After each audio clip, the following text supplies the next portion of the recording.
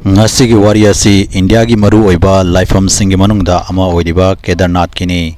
Laifam asida chahi khudingi kilometer 1,700 mok khongna chattuna Mee Kaya ama lai khurumba chatnai.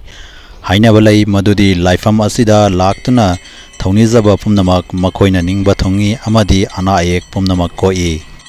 Adubu 2013 da laifam asida yamna tamthiba Thoudok ama thoki. Madu ubada India gi miyam singna thamoi sokna nunaikide.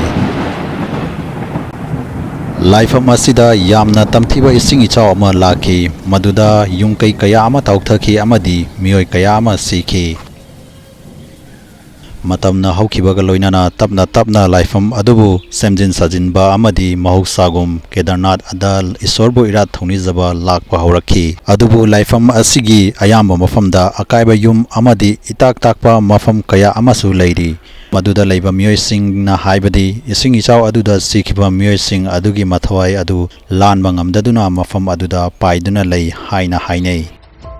Maram aduna Kedarnath po bhutki khongang hainasu khangnai. 2014 da laifam asibu semjin sajinbada thabak suriba labor sing aduna yamna akiba amadi thajadaba Thodok kaya ama thokhibadagi labor sing adu yamna ki khirami.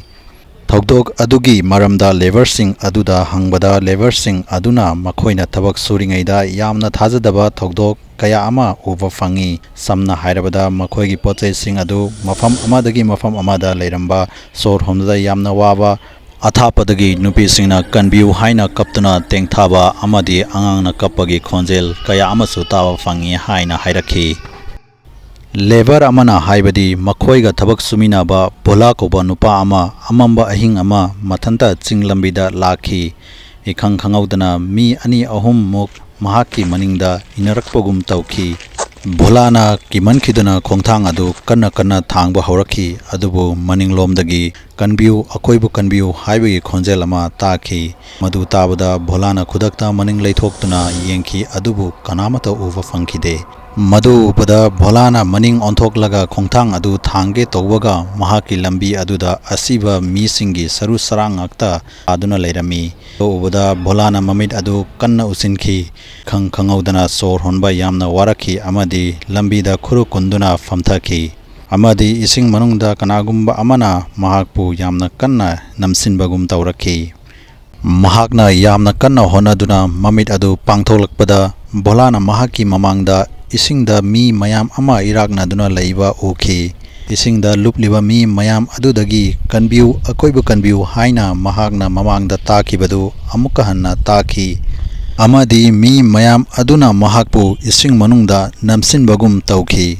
Ngaihak leiraba matungda mahak wamankhiduna wanthaduna takhi. Nongalaba matungda bolana mamit pangtholakpada lambi aduda kanamata leiramde. Bolana khudakta numit adugi bus faduna mayumda hanki amadi amuk hanna Kedarnathta chatke khankide. Thodok adudagi labor kaya amasu thabak thadok lamlaga mayumda hanki amadi amuk hanna Kedarnathta lakhide. Kedarnath haibasi mayamgi thajaba amadi laifam amasu oiri. Amaromdasu 2013 da Thokhiba Thoudok aduda sikhiba mioi kaya adugi mathawai sing adusu paiduna leiri. Domna wari asigi maramda kari khalli haibadu commenta soidana ibiramo. Mayamna channel asibu pungning thogatbibo aina Manipuri horror story bu subscribe tawiramo amadi video asibu like and share amamta tawiramo. Mathangi video da amuk unarasi haibaga loinana tiangkokpam loyangan bana mayamdagi kainanabagya thang nizari.